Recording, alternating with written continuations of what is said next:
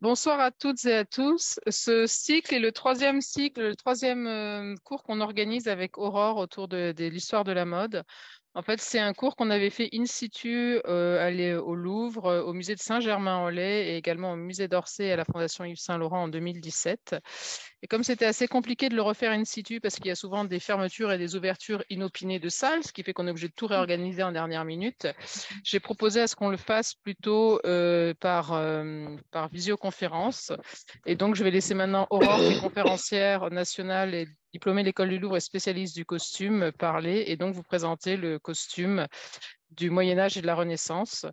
Et sinon, à titre personnel, donc, enfin professionnel, donc, je suis diplômée de Sciences Po Paris, je m'appelle Anne-Laure Faubert et puis j'organise des événements culturels depuis 8 ans, notamment avec Sciences Po. Bonne écoute et merci Aurore et merci à Julie et à Alessandra de nous avoir fait confiance. Merci à vous. Je vous abandonne aussi. Mais à bientôt. Bonne soirée. Bonne soirée. On voit ton fils, Anne-Laure. Bon, alors bonsoir à tous. Du coup, pour cette troisième séance, on va parler beaucoup du costume. À un certain moment de la parure, et je vous expliquerai pourquoi à certains moments la parure on en trouve moins, c'est vraiment complètement logique. Et du coup, pour le Moyen-Âge, en plus j'ai fait une énorme faute au début, bon, c'est pas grave. Comme forcément c'est une période qui est très longue, qui dure 1000 ans, je vous ai séparé ça un petit peu selon certains moments où on arrive à voir certains changements du costume. Donc, en gros, en première grosse partie, ça correspond à ce que l'on appelle le Haut Moyen-Âge. Donc, les Mérovingiens et les Carolingiens. Ensuite, on va partir de l'an 1000 jusqu'au début du XIVe siècle, où vous allez voir le costume long devenir vraiment prédominant. Et pourquoi 1340 pour la troisième partie? Parce que c'est là où on va avoir le costume genré tel qu'on l'a encore aujourd'hui. Voilà.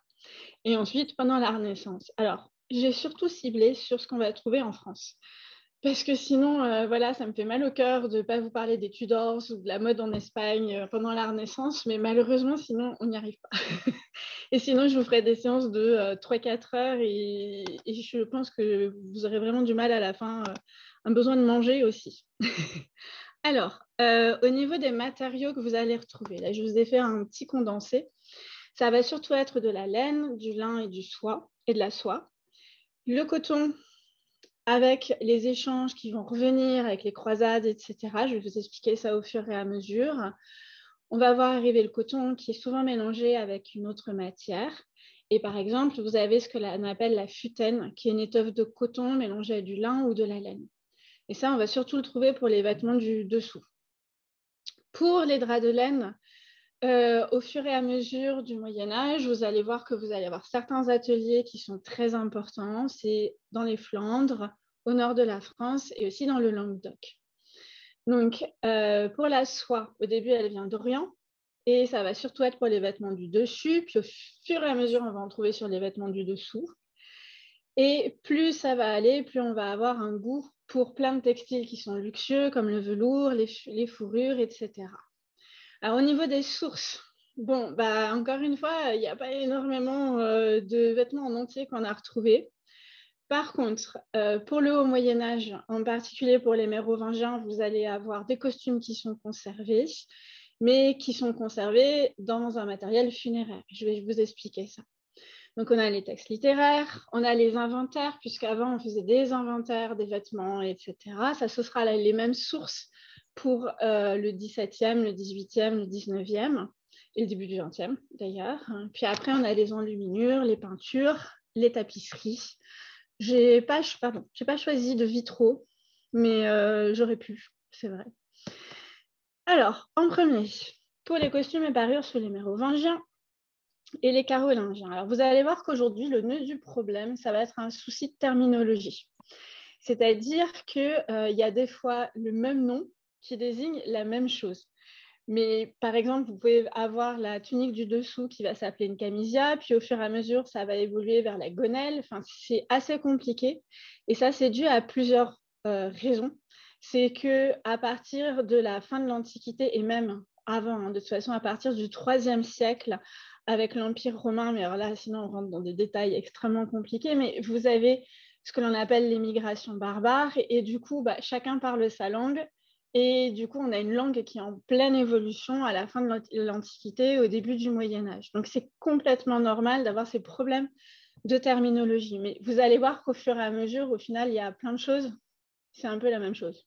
D'accord ? C'est comme quand on parle de Bray. Si vous dites que c'est un pantalon, ça va aller. Je pense que tout le monde s'y reconnaît. Donc, au niveau du costume féminin, parce que c'est là où ça va le plus changer. Donc, au 5e, 6e siècle, c'est surtout vers le milieu du 5e siècle que vous avez des influences germaniques. Forcément, puisque les Francs, c'est une tribu qui vient d'Allemagne. Et donc, du coup, ces influences germaniques vont se mêler au costume qu'il y a déjà in situ. Donc, en fait, vous allez avoir 2 tuniques qui sont superposées. Et ça ressemble... En fait, en gros, c'est un petit peu toujours des variations de ce que l'on trouve depuis l'Antiquité.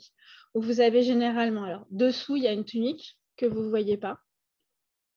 Ensuite, vous avez une tunique longue avec la manche, comme ça.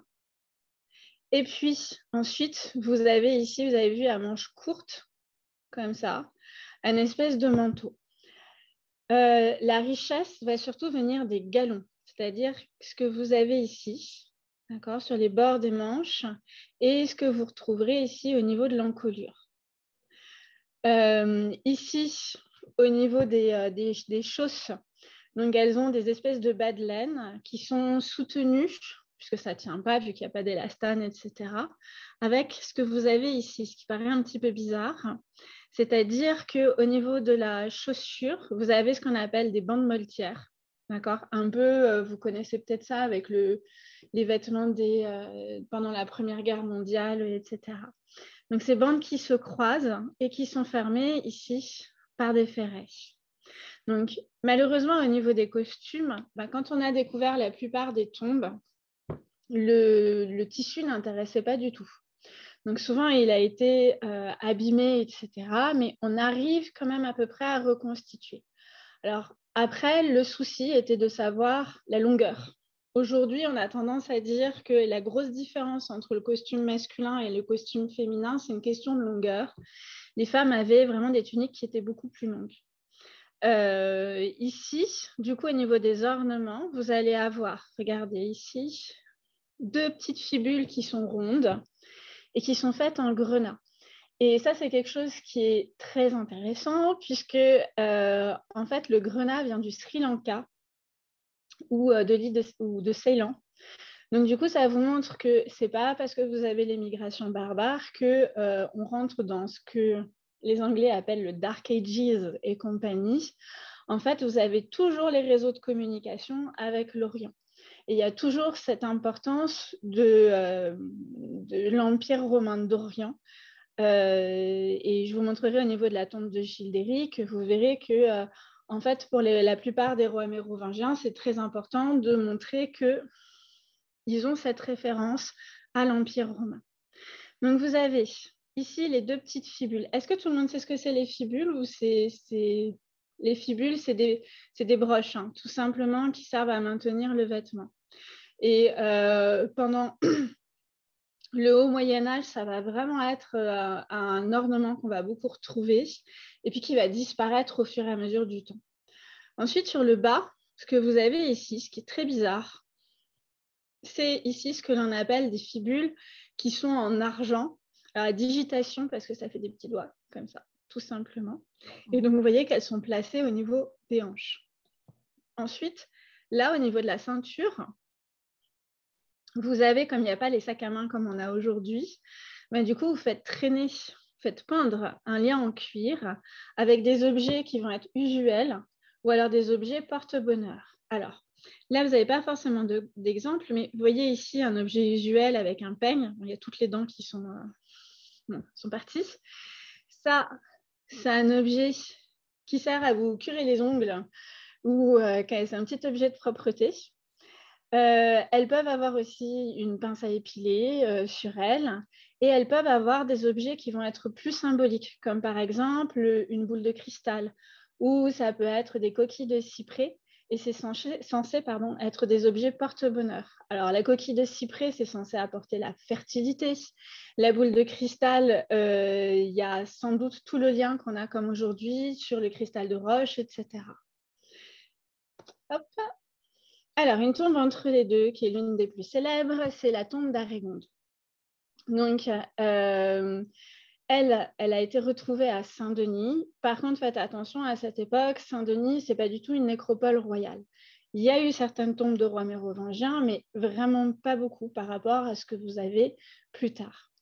Et donc, du coup, on voit qu'elle portait... Alors, c'est vraiment une proposition de reconstitution, parce que, par exemple, au niveau du voile, ici, qu'elle a, on ne sait pas du tout les motifs qu'il pouvait y avoir. On sait que c'était un voile qui venait sans doute d'Orient, donc avec des motifs plus ou moins orientaux, qui devaient être dans les tons de rouge ou jaune.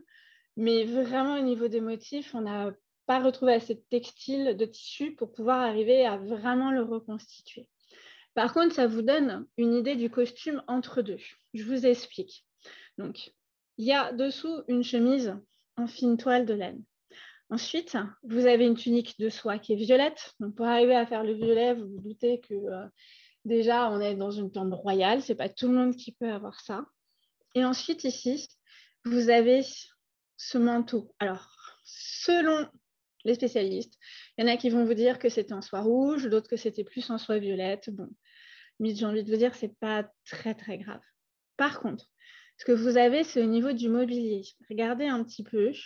Au niveau de sa tête, le voile, il est maintenu par ces petites épingles qui sont en or. Ensuite, le voile, il est maintenu au manteau parce que vous avez ici, alors c'est une grande épingle qui fait à peu près une quinzaine de centimètres.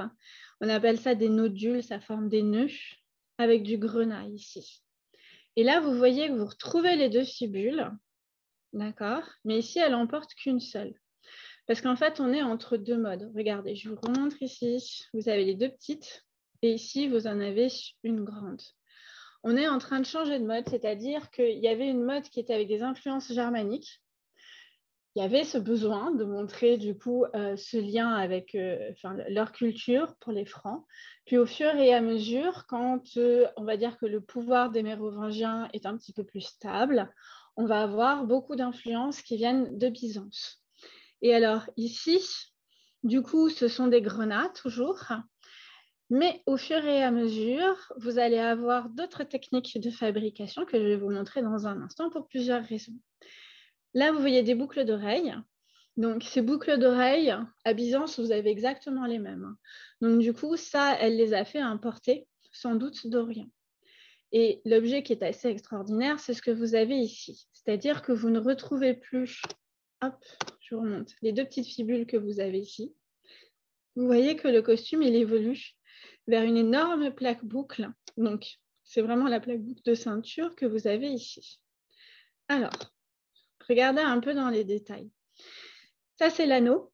Donc, c'est un anneau de pouce, d'accord, où vous avez du coup marqué Arégonde de Rennes. Ici, vous avez les fibules en grenat. Donc, on voit qu'il y en a une avec du grenat beaucoup plus foncé que l'autre. Parce que sans doute, comme on est entre deux modes, des fois elle porte les deux, des fois elle porte qu'une seule. Et ça, c'est un principe qui est assez intéressant, mais je pense que vous vous en doutez. C'est-à-dire que la mode, elle vient surtout de la cour royale et puis ça descend forcément après. Pour les galons, ce sont des galons qui sont à fil d'or. Donc, vous avez vu ici, quand on parle de fil d'or, c'est un vrai fil d'or. C'est-à-dire que c'est une âme de soie qui va être enroulée de fil d'or. Donc, du coup, c'est quelque chose qui est réservé vraiment à une élite de la population et c'est quelque chose d'extrêmement précieux. Au niveau de la plaque boucle, alors, imaginez, elle est quand même assez lourde. Donc, pas sûr qu'elle la porte tous les jours parce que ce n'est pas très, très pratique. Par contre, c'est un peu un condensé de toutes les techniques que l'on peut faire chez les Mérovingiens. C'est-à-dire que c'est de l'argent massif, d'accord? Sur l'argent massif, on a mis des plaques d'or. Ensuite, vous avez ici ce que l'on appelle des petites bossettes. Alors, ce qui peut vous paraître bizarre, c'est que vous voyez, vous avez une plaque boucle de ceinture et puis la contreplaque de l'autre côté. Et ensuite, je vous ai mis un détail ici. Vous voyez que vous avez du filigrane. Donc ça, c'est une technique qui est très ancienne, qu'on a vue un petit peu sur certains objets la semaine dernière. C'est l'utilisation de fil d'or. Et là, il y a une nouvelle technique, et vous me dites si vraiment je ne l'explique pas assez bien. Vous voyez que les grenats, ils ne sont plus du tout mis de la même manière que ce que vous avez juste là. Donc ici, c'est ce que l'on appelle du cloisonné. C'est-à-dire que vous avez vu, vous avez toute la fibule qui est tapissée, entre guillemets, de grenats. Donc vous avez votre structure et ensuite, à l'intérieur, vous mettez le grenat et la surface, elle est plane. Donc quand vous faites du cloisonné, c'est une technique romaine qui va vraiment être parfaite par les Mérovingiens. Et bien du coup, vous utilisez énormément de grenats.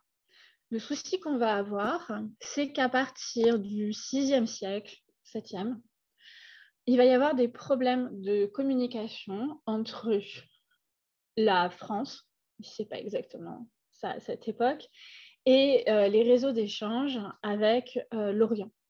Donc, du coup, on ne va plus avoir autant de grenats qui proviennent du Sri Lanka, etc. En fait, ce qui se passe, c'est qu'au niveau des réseaux de commerce, ça change. Et ça, c'est quelque chose qui change tout le temps. C'est-à-dire à chaque fois, c'est en gros ou le commerce avec l'Orient ou alors le commerce avec le Nord. Et là, en fait, à partir du 6e siècle, fin 6e, ça va surtout être un commerce avec le Nord. Donc, on va y avoir beaucoup plus d'ambre. Et puis, du coup, le commerce aussi d'esclaves, puisque c'est à ce moment-là où vous allez avoir le nom de population slave, etc. Pour en venir à nos grenats, la plupart des grenats, du coup, à cette époque, vont commencer à venir ou du Portugal ou alors des pays de l'Est. Ils sont de moins belle qualité, il y en a moins, donc il faut une technique pour économiser. Et donc ça, c'est ce que je vous ai mis ici. On dit qu'ils sont montés en batte. C'est une technique que vous retrouvez énormément pendant le plein Moyen-Âge. C'est-à-dire que là, vous avez votre plaque d'or, vous mettez votre pierre et vous la sertissez. Et du coup, ce n'est pas du tout une surface plane comme pour le cloisonné. Donc, ça permet une certaine économie du grenat. Après, vous voyez bien qu'ici, étant donné que vous avez de l'argent massif, de l'or, du grenat, on a quand même quelque chose de très luxueux. Et alors, ce qui est toujours très intéressant, c'est que les Francs n'oublient pas non plus leurs origines. Et regardez sur ce petit détail. Clac. Vous voyez le goût de la volute. Vous voyez un œil. Et ici, une gueule. Dites-moi si vous n'arrivez pas à voir. Mais en fait, on va retrouver, je vous montrerai sur une autre plaque, à chaque fois ces espèces d'animaux fantastiques. C'est une espèce on perpétue certains animaux de la mythologie germanique nordique. Souvent, vous connaissez peut-être Odin qui est associé au corbeau. C'était un peu la même chose pendant la mythologie. Et du coup, ça ne veut pas dire qu'ils ne sont pas chrétiens, mais ça montre aussi leur origine. Donc ça, c'est aussi pour les ferrets. Vous voyez le goût où on a les volutes, et on a l'impression d'avoir des animaux. Et du coup, cette image, elle vous permet de voir... Ça visualise. Ça vous permet de voir que là, du coup, vous avez les bas de laine et que, du coup, elles étaient sanglées comme ça. Et ça devait faire du bruit aussi quand elles marchaient. Et c'était d'une certaine manière, une certaine forme de richesse aussi. Du coup, vous aviez tous ces ferrets juste comme ça tout autour. Alors, voilà. Donc là, vous voyez le costume qui a évolué. Arégonde en est entre deux. Là, vous voyez que cette femme, elle porte juste une fibule et son énorme plaque boucle de ceinture. Au niveau du costume, vous voyez que le manteau, c'est la même chose que pour Arégonde. Donc, vous avez une tunique dessous, manches longues et les broderies comme ça, les galons, pardon, qui sont ornés avec ce que l'on appelle des plaquettes. Et ici, vous avez vu qu'elle a ces petits objets usuels. Alors, pour les fibules que vous avez ici, la plupart des femmes, en gros, c'était une tôle de bronze.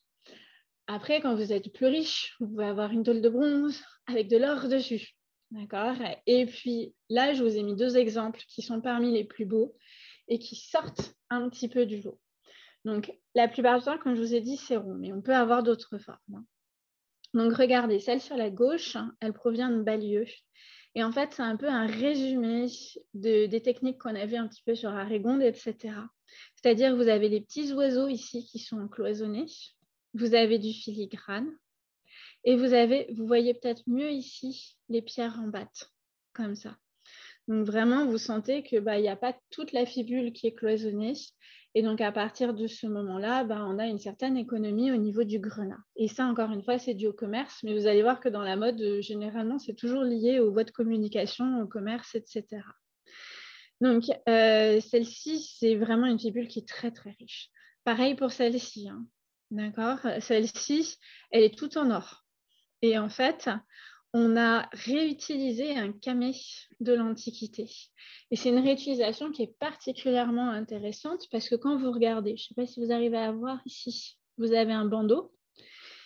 Et donc, du coup, c'est sans doute le profil d'un empereur.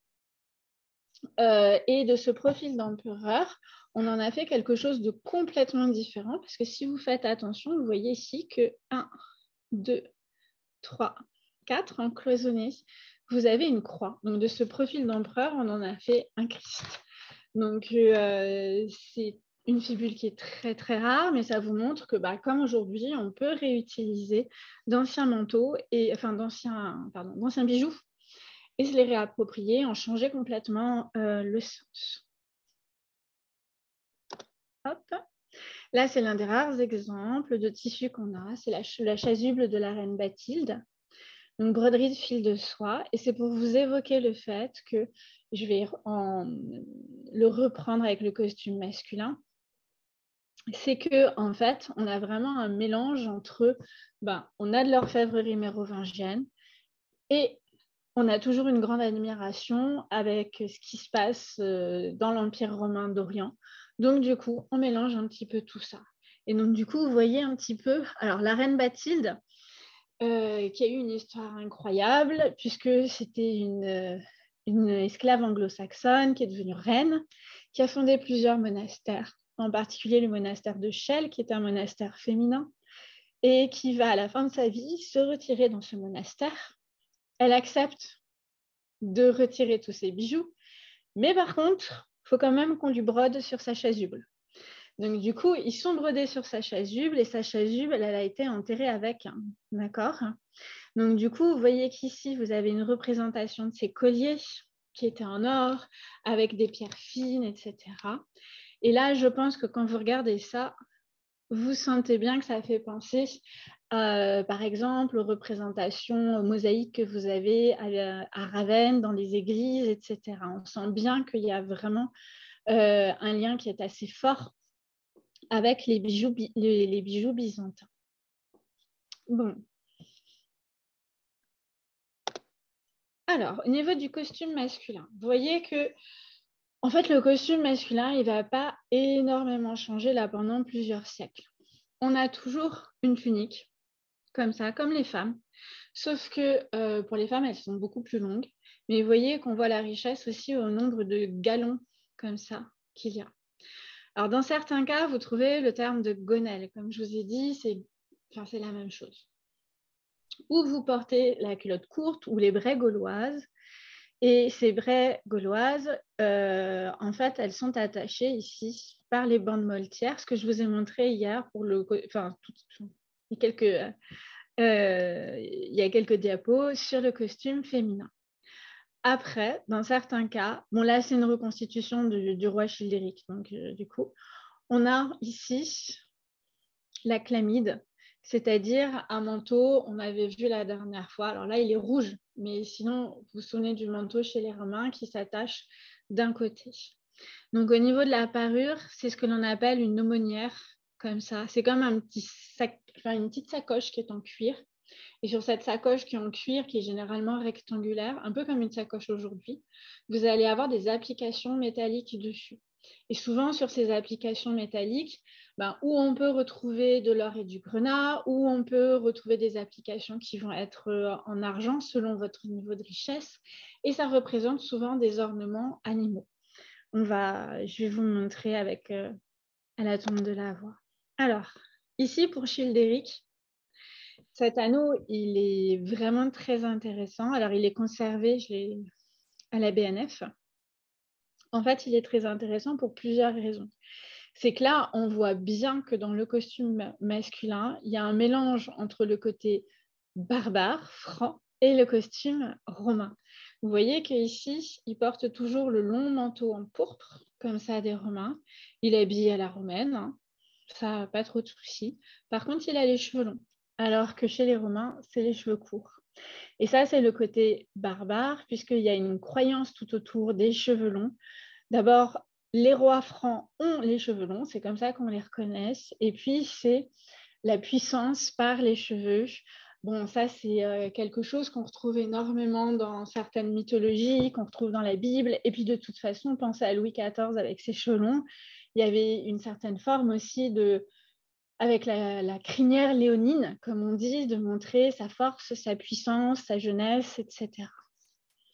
Alors, voilà, vous voyez ça? C'est en or et grenat. Alors, on n'a pas non plus tranché sur le fait de, est-ce que, regardez, vous avez un œil en lapis, là, c'est un bec, comme ça. Est-ce que c'est un rapace ou alors, est-ce que c'est une tête de cheval? Donc ça, je vous laisse choisir ce que vous voulez. Mais en tout cas, on est toujours dans ces animaux de la mythologie, une mythologie germanique, nordique, que l'on retrouve, mais ça ne veut pas du tout dire que du coup, ils ne sont pas chrétiens. Alors là, vous posez une super question autour des hommes naturellement chauds. Je ne suis pas sûre que c'était très bien vu. Il y a tellement, enfin, même au niveau de leur loi chez les Mérovingiens, par exemple, quand vous touchiez une femme, si vous la touchiez sur les cheveux, c'était vraiment pire que tout. On ne parle pas trop des chauves. Je suis désolée, c'est un peu de la ségrégation sur ça.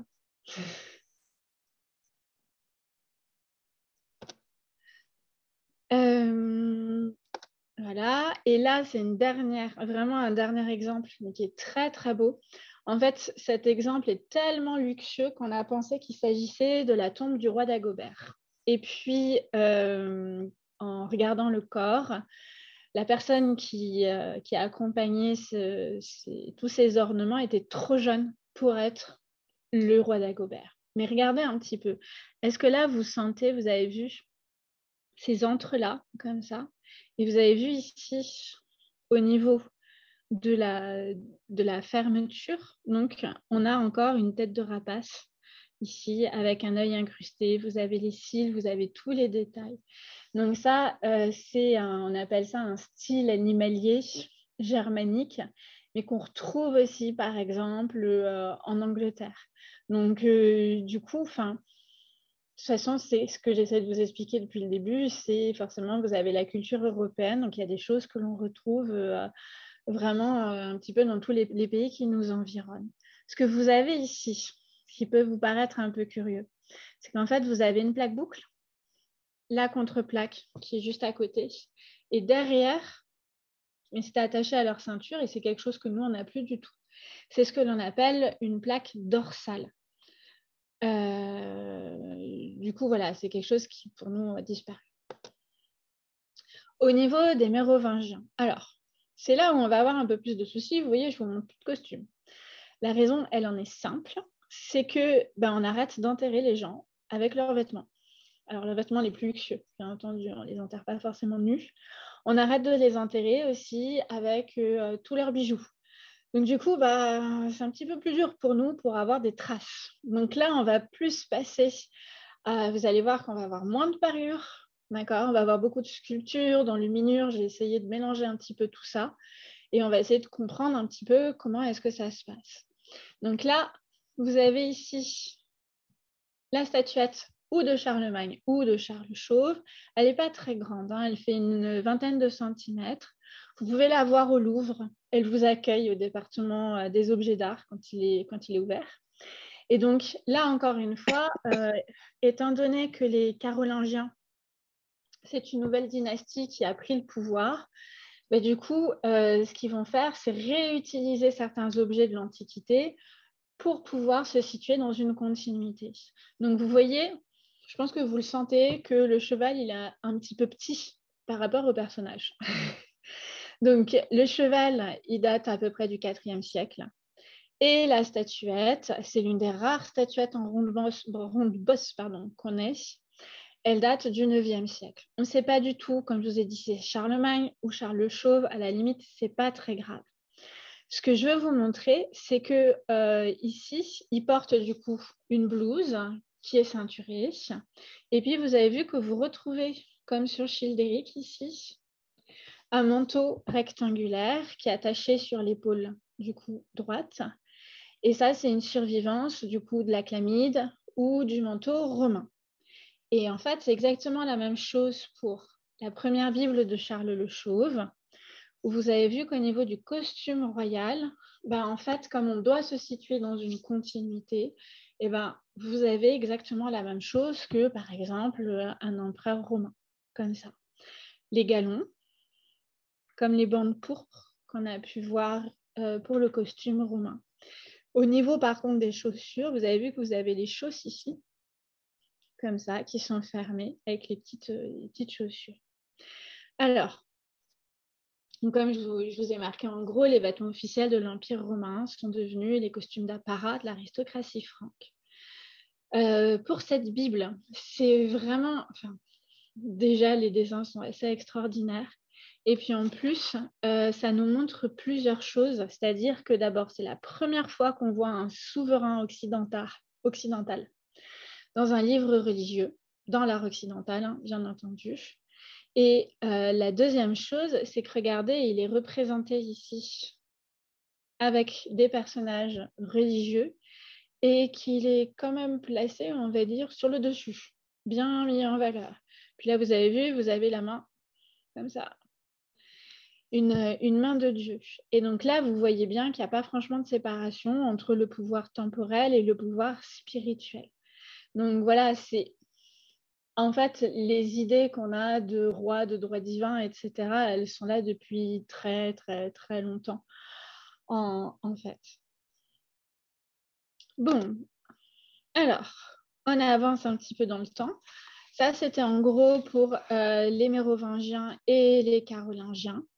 Donc, vous avez bien compris qu'on va garder certains traits romains, puis en même temps, on se renouvelle avec l'émigration barbare et on a toujours ce goût de la superposition. Bon, après, vous allez voir que ça va évoluer, ça va être aussi un petit peu pareil. Donc, là, pour la partie 2, costumes et parures de l'an 1000 au début du XIVe siècle. Alors, il y a deux temps forts. Au XIIe, vous avez un allongement des formes. Et ensuite, vers 1340, là, c'est vraiment la rupture, comme je vous ai dit tout à l'heure. Je vous ai juste mis cette image pour vous expliquer quelque chose, parce que forcément, ça va vous paraître très injuste, mais en fait, on est quand même beaucoup plus au courant du costume des personnages les plus riches plutôt que des personnages les plus pauvres. Donc, en fait, en gros, les vêtements des personnages les plus pauvres ne vont pas énormément évoluer depuis l'Antiquité. En fait, les femmes les plus pauvres, elles portent sous leur robe une chemise qu'on appelle la côte, qui est au début de couleur, on va dire, marron clair. Et en fait, comme on lave les vêtements que 2 fois par an, qu'on dort avec en plus, donc du coup, forcément, ça fonce. D'accord ? C'est du lin, ça peut être du coton, du chanvre ou de la futaine. Parfois, on change les manches, parce que forcément, c'est peut-être là où ça se salit le plus. Et pour les hommes, ça va être des tuniques courtes, qu'on appelle des cotelles, et des braies. C'est ce que vous voyez ici. D'accord ? Donc, au niveau des couleurs, on a quelque chose peut-être d'un peu plus sombre. Mais ça, je pense que c'est l'idée qu'on voit aussi un petit peu dans les films. Et on verra ça au fur et à mesure. La couleur, les teintures coûtent très cher. En fait, la rupture que l'on va avoir, c'est vraiment avec la Révolution française, où là, les gens auront plus le droit de porter ce qu'ils veulent, etc. Donc, je vous ai mis ces bergers qui sont très beaux, de la cathédrale de Chartres. Regardez un peu les moutons. Et en fait, ici, cette image, elle est intéressante parce que vous voyez ici, donc, la tunique, vous avez les braies qui sont moulantes. Mais là, encore une fois, c'est ce que je vous disais au début. Finalement, les braies, c'est une variation du pantalon. Et les braies, à certains moments, elles sont larges. Et puis, à certains moments, elles sont très, très, très, très moulantes. Un peu comme nous avec le jean qui est un coup très évasé et puis un cou très, très moulant. Et vous voyez qu'ici, vous avez 2 exemples de manteaux. Donc là, ça ressemble plus au manteau romain, comme ça, à la chlamyde. Et là, vous voyez une espèce de petite pèlerine avec un chapeau. C'est un manteau gallo-romain. Je ne suis pas sûre de vous l'avoir montré le premier cours, parce que c'était sur la fin. Mais alors, c'est un mot que les enfants adorent parce qu'on appelle ça un cuculus. Et du coup, on le retient bien et c'est un petit peu l'ancêtre de notre sweatshirt à capuche, comme ça. Bon, là, je vous ai séparé par siècle, d'accord, et j'ai essayé de vous prendre des exemples que je trouve assez beaux. Forcément, comment passer quand on est au XIe siècle à côté de la broderie de Bayeux. Donc, c'est une toile de lin qui fait presque 70 mètres de long. Peut-être certains d'entre vous l'ont vu. C'est quand même une broderie qui est assez exceptionnelle puisque c'est un textile qui est conservé. C'est un peu unique en son genre. Et donc, pour cette broderie de la reine Mathilde, on a utilisé 4 points différents. Vous avez une dizaine de couleurs, plus de 600 personnages qui sont représentés. Donc, c'est un témoignage unique, mais c'est un témoignage unique aussi bien pour comprendre ce que c'est la mode castrale, c'est-à-dire pour comprendre aussi toutes les armes, mais aussi au niveau du costume. Et en fait, vous voyez qu'à cette époque, on peut aussi bien porter le costume long que le costume court. Un peu comme ce qu'on avait auparavant. Vous voyez qu'ici, ça évolue pas trop. Vous avez vu ici pour le roi Harold, vous avez le même costume que ce que l'on a vu pour le roi Charles le Chauve, c'est-à-dire le manteau, et puis vous avez une superposition de tuniques. Là, pour les hommes, vous avez vu que c'est un petit peu la même chose que ce que je vous ai montré pour les bergers, c'est-à-dire une tunique assez courte qui s'appelle le blio, qui est généralement ceinturée, vous le voyez là, pour apporter du blouson. On fait blouser. Et au niveau du coup, ici du manteau, on a toujours cette espèce de manteau accroché sur l'épaule droite et on se demande si des fois elle n'était pas en peau fourrée. Pour le costume liturgique, il va commencer à se codifier à partir du 5e, 6e siècle. Vous allez avoir un manteau long et je ne sais pas si vous faites le lien, mais quand on a vu le costume mérovingien, à certains moments, Arégonde, elle avait une encolure comme ça, avec plein de broderies là aux plaquettes, des galons. Et en fait, on pense que l'étole liturgique que vous avez ici, c'est une survivance comme ça de cette époque.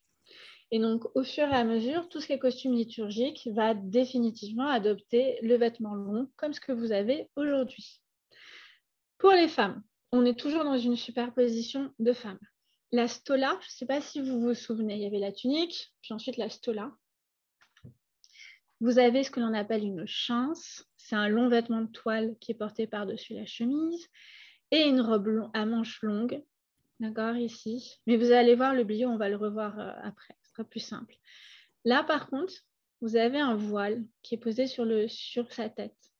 Donc, ou c'est le manteau, comme chez les Romains, qu'on pose comme ça sur la tête, ou alors c'est un voile. Alors, vous allez voir avec les images ici, vous allez peut-être mieux cerner. Au XIIe siècle, vous avez une espèce d'air un petit peu plus stable. D'accord ? Les Capétiens arrivent au pouvoir, alors même si c'est un petit peu compliqué, c'est quand même plus stable. Il y a eu les croisades qui ont été faites. Alors, pour les croisades, il faut faire extrêmement attention. C'est-à-dire que on a beaucoup dit que le luxe venait des croisades, etc. C'est juste que, souvenez-vous, je vous ai expliqué qu'il y avait des réseaux de commerce et d'échange avec l'Orient, puis à partir du 6e avec le Nord, et puis là, on retourne avec l'Orient, avec les croisades. Mais en fait, ça ne va pas forcément être dans la forme du costume, mais plus au niveau des textiles, où là, on va voir arriver beaucoup plus de textiles luxueux que ce que l'on peut avoir avec le commerce du Nord. C'est vraiment ça, en fait, qu'il faut retenir. Donc après, il y a des échanges. Par exemple, Saladin va offrir au comte de Champagne des turbans. Donc, il y a aussi ce goût de l'exotisme, etc. En tout cas, on va voir qu'au XIIe siècle, le costume civil va se rallonger et se rallonger excessivement, peut-être un peu pour faire la différence avec le costume religieux. Je vous le montrerai un petit peu aussi au XIIIe, où on a vraiment des plis tout au bout, c'est assez impressionnant. Pour les hommes, vous avez ce que l'on appelle une chинce. C'est encore une fois une tunique, hein, d'accord? Une tunique de dessous qui a manches longues. Puis ensuite, vous avez le blio, la tunique de dessus, ce que vous avez ici avec les manches longues, et qui est ornée de l'amigo, ce que vous avez ici. C'est-à-dire qu'au niveau de l'encolure, vous allez avoir des broderies. La mode pour les hommes, c'est d'avoir les cheveux mi-longs et ondulés. Ça va être pendant un moment. Après, c'est la barbe qui change. La barbe, elle est bouclée ici, comme sur ces prophètes de la cathédrale de Chartres. Elle est bouclée et parfois, les hommes l'ornent de fils d'or. Un peu comme ce que je vous avais expliqué pour l'Antiquité. Souvenez-vous, pour les personnages de Khorsabad en Orient, où je vous avais dit que les hommes se bouclaient comme ça la barbe et puis rajoutaient des fils d'or. Pour la femme, vous avez effectivement la tunique du dessous, la chince qui a manches longues et ce que l'on appelle le blio. Alors regardez, peut-être que vous arrivez un petit peu mieux à le voir ici. C'est-à-dire que le blio, c'est un vêtement qui va souvent être en soie. D'accord. Et ce blio, ça permet, avec la ceinture, on le fait blouser.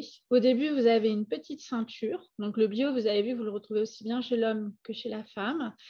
C'est quelque chose qu'on va avoir dès le XIe siècle et qui va rester jusqu'au XIIIe siècle. Puis au fur et à mesure, chez la femme, comme c'est beaucoup le cas pour la plupart des costumes, on va avoir une ceinture de plus en plus grande. Et donc du coup, on va serrer le buste. Regardez, vous le voyez ici sur la reine. Vous avez vu, la ceinture, elle commence là et elle se termine jusque là. D'accord? Donc, comme sur le petit dessin que vous avez ici. En fait, on enroule ce morceau de tissu 2 fois. Donc, voilà. Et les 2 extrémités peuvent tomber devant. Donc, sur ce blio, vous avez aussi des manches très, très longues. Regardez un peu là, comme ça descend. Et en même temps, vous avez vu qu'ici, vous voyez les manches de la chince. Donc, hop, les manches ici qui descendent très bas, comme ce que vous avez ici. Alors, les femmes se voilent ou avec un pan du manteau. Vous voyez qu'elles mettent un cercle métallique ou alors un voile tout simple, plus simple possible. Et elles ont les longues nattes que vous voyez sur le devant. Alors, par contre, il y a énormément de questions sur ce blio. C'est-à-dire qu'on ne sait pas si c'était un vêtement qui était en un seul tenant ou si c'était en 2 tenants. C'est-à-dire qu'en gros, est-ce qu'elle est cousue séparément avec le haut et qu'on a une espèce du coup de jupe avec plein de soufflets sur le bas pour pouvoir obtenir un certain volume? Ou est-ce que c'est juste une tunique qui est serrée à la taille et puis qui du coup s'évase après? Donc il y a pas mal de questions et tant qu'on n'en retrouvera pas, de toute façon, les questions, elles vont un petit peu demeurer sur ça. Ces manches, à certains moments, elles sont tellement longues que du coup, on les noue. Par exemple, je crois que c'est dans la crypte de l'église Saint-Savin-sur-Gartempe, on voit certaines représentations où du coup, comme ça traîne par terre ces manches, mais du coup, on a des espèces de gros nœuds comme ça sur les poignets. Ça ne devait pas être très, très, très pratique non plus, il faut quand même l'avouer. Alors, comme c'est de la soie, qu'on a une tunique dessous, c'est pas non plus super chaud.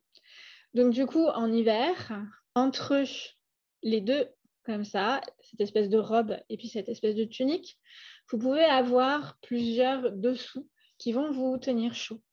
Et là, c'est aussi un petit peu selon votre richesse. C'est-à-dire que vous allez avoir ce que l'on appelle un doublé qui est en toile, ou alors ce que l'on appelle un pelisson. Donc là, le pelisson, c'est 2 couches de tissu et entre, vous avez une peau ou une fourrure. Et enfin, en dernier, vous avez ce que l'on appelle le guipon. Donc là, c'est un vêtement qui est ajusté, qui est lacé sur le côté et qui est matelassé. Donc du coup, je vous l'ai marqué là, qui est ouaté et piqué. Et donc du coup, c'est ce qui va vous permettre de tenir chaud. Donc, elles avaient un sacré nombre de couches et du coup, elles étaient en même temps très, très serrées à la fois. Donc, ça, c'est pour le 12e. Pour le 13e, vous allez voir que ça va au fur et à mesure évoluer parce que au niveau du contexte, souvenez-vous, vous avez les croisades qui vont relancer, d'accord, le commerce et du coup, vous allez avoir une certaine catégorie sociale, les commerçants qui vont commencer à s'enrichir. Et ça ne va pas forcément plaire à la noblesse. Donc, du coup, vous allez avoir fin XIIIe siècle ce que l'on appelle des lois somptuaires, c'est-à-dire qu'on réglemente ce que vous devez avoir dans votre armoire. En fait, on cherche vraiment à maintenir par le costume une distinction entre la noblesse, ce qui sera le tiers-état, la bourgeoisie, etc. Alors que le commerce, ça tend à affaiblir cette distinction. Donc, du coup, ça, c'est vraiment très important, mais ces lois somptuaires font que vous allez avoir certaines couleurs et certaines formes, certaines fourrures qui vont être interdites à la bourgeoisie. Par exemple, vous avez alors une ordonnance de 1294, donc il y en a plusieurs, 1294, où les bourgeois, ils n'ont pas le droit de mettre du verre, donc écureuil, de l'hermine et de l'or. Ils ont un nombre de robes qui est limité par an. Donc ça, on a un peu du mal à imaginer qu'on puisse limiter comme ça nos vêtements dans nos armoires, surtout à notre époque. Mais du coup, c'était vraiment, vraiment le cas. Après, étant donné que jusqu'au XVIIIe siècle, les lois somptuaires ne vont pas arrêter de se succéder, c'est qu'en fait, ça ne marche pas du tout simplement. C'est triste à dire, mais c'est quand même une réalité. Alors, vous allez avoir aussi l'arrivée du rouet qui va permettre de faire du... Ça va pour le rouet. Est-ce que vous vous souvenez, lors du premier cours, j'avais expliqué ce que c'était qu'une fusaïole. Et du coup, pour arriver, par exemple, de la laine du mouton à avoir votre pelote de laine, il fallait la fusaïole et ce n'était pas un rendement qui était énorme. Là, avec l'arrivée du rouet, on va avoir beaucoup plus de rendement et du coup, ça va permettre peut-être d'avoir plus de textile aussi. Alors, au XIIIe siècle, je vous ai mis cette jolie enluminure, donc du Codex Manès qui est en Allemagne, où on sait que les hommes y portent donc au-dessous la chemise courte et fendue, les braies. Alors les braies, c'est quelque chose qui va toujours demeurer masculin, d'accord? Ça, c'est vraiment important. Et en fait, vous allez avoir ce que l'on appelle la cotte qui va remplacer la chance. Mais encore une fois, c'est un terme un peu différent, mais on est toujours sur une longue tunique. Sauf qu'elle va commencer à du coup s'affiner au niveau du torse et puis s'évaser, être beaucoup plus large ici. Au niveau du surcot, ça va remplacer le blio. Alors, je vous montre. Vous voyez, le blio, c'était fait, on va dire, il y avait les manches longues qui allaient avec. Là, pour le surcot, est-ce que vous voyez qu'ici, elle a des manches vertes, par exemple? Bon, c'est pour la femme, mais je n'ai pas trouvé d'exemple masculin qui soit vraiment probant. Donc, ici, elle a la côte sur le dessous et le surcot, du coup, c'est sur la côte. Donc, ça peut être à manches longues ou à manches courtes. Là, le jeu, c'est de faire jouer un petit peu aussi les couleurs. Les encolures, elles sont rondes. Elles sont fermées par ce qu'on appelle un fermail, une broche. Et au niveau de la mode, vous voyez que là, maintenant, les hommes, ils sont complètement glabres. Les cheveux sont mi-longs. Donc, il y a la petite frange que vous avez sur le devant qu'on appelle un dorelo. Et il commence à être vêtu par ce que l'on appelle des poulaines. On reviendra un petit peu là-dessus. Donc, ici, il y a un côté extrêmement précieux. On est au siècle de Saint-Louis. Si vous avez le courage, allez à la Sainte-Chapelle. Je dis le courage parce qu'il y a tellement de monde en ce moment partout que du coup, c'est vrai qu'il faut être un petit peu zen. Mais pour aller voir, quand vous serez dans la chapelle haute, vous avez du coup les prophètes qui sont représentés, les apôtres, pardon. Et on a bien ce style extrêmement précieux, quelque chose de très doux, un peu maniéré, etc., qu'on retrouve du coup chez les hommes. Pour les femmes, alors, pour trouver la côte, ça, c'est la même chose. On a un décolleté arrondi, puis vous allez voir qu'au fur et à mesure, ce décolleté il va devenir plongeant et devenir en V. Vous avez un surcot, regardez là, vous le voyez très très bien. Le surcot comme ça, qui est le vêtement du dessus, qui est fermé sur le devant. Puis au fur et à mesure, vous allez le voir, je vais vous le montrer au 14e, ça va devenir de plus en plus ouvert sur les côtés. Le chignon. Donc là, les femmes, elles n'ont plus trop les cheveux, enfin, elles ont les cheveux nattés, mais pas avec les longues tresses qui dépassent devant. Elles ont un touret ici, d'accord? Et au fur et à mesure, les nattes, vous allez voir qu'elles vont arriver sur les oreilles, comme la princesse Leia. Et souvent, vous avez ici une pièce de linge qui est ce que l'on appelle la guimpe. Donc là, je vous ai montré cet exemple parce qu'il est trop peu connu malheureusement. C'est un exemple de Villard de Honnecourt, donc un très grand dessinateur. Et je pense que vous sentez bien quand on parle d'allongement excessif. Vous avez vu, les pieds, ils sont là. D'accord? Un espèce d'allongement excessif au niveau du costume. N'hésitez pas, hein, si vous avez des questions.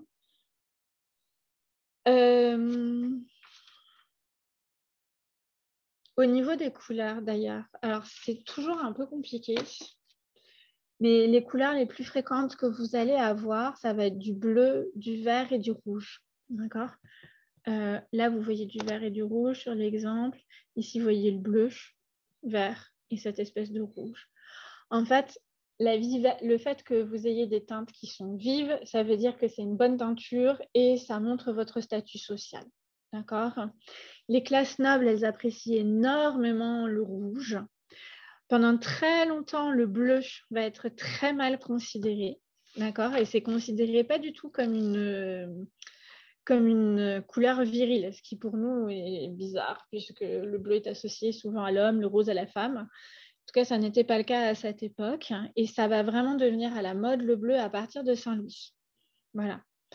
Après, on a une aversion pour tout ce qui est mélange de couleurs. C'est-à-dire qu'il faut vraiment que vous ayez une couleur qui soit fixe. Du rouge, du vert, du bleu, mais on ne juxtapose pas les deux. Le bariolage, alors là, c'est plus pour ça représente plus la folie, c'est pas bien du tout. D'accord? C'est une marque infamante. Bon, ça, c'est... Après, au niveau des couleurs, c'est toujours un peu compliqué parce que sur 1000 ans, en fait, les goûts au niveau des couleurs, ils changent quand même énormément. Pour conclure, juste sur ce XIIIe siècle, en fait, vous allez avoir au fur et à mesure une importance de la culture française. Alors, les croisades, elles se déroulent entre 1095 et 1270, mais c'est avec la première croisade que l'on va faire du français une langue internationale. Et donc, forcément, au niveau des costumes et tout, ça va pas mal jouer en la faveur des Français. Alors, là, on va arriver à une séparation qui est très importante. C'est que on est sur notre troisième partie. On est dans une période qui est très troublée. Vous avez la guerre de 100 ans, vous avez la peste noire, vous avez la guerre entre les Armagnacs et les Bourguignons. C'est vraiment un peu une catastrophe. Mais au fur et à mesure, on va avoir un affermissement du pouvoir français et ça va s'affermir par ce goût du luxe. On a plusieurs cours qui sont très riches, comme celle du duc de Bourgogne, du duc de Berry. Et en fait, malgré tout ça, vous allez avoir une production artistique qui va être stimulée. On va arriver à la Renaissance et donc à l'émergence de l'individu et on recherche son originalité. Donc, quoi de mieux que le costume? Donc, on a une vogue de la fourrure. Donc là, la martre, la zibeline sont les plus appréciées. Et juste, ça, je vous l'ai mis pour ne pas oublier, parce que c'est vrai qu'on regarde ce qui est, encore une fois, les costumes des plus hautes couches sociales. Mais les gens du peuple vont porter de l'agneau, du chat, du loup, de la chèvre, du chien et du blaireau. Je sais, ça vous paraît un petit peu bizarre pour certains. Vous avez deux grandes nouveautés. On a de moins en moins de formes flottantes, c'est-à-dire qu'au fur et à mesure, les costumes vont se resserrer.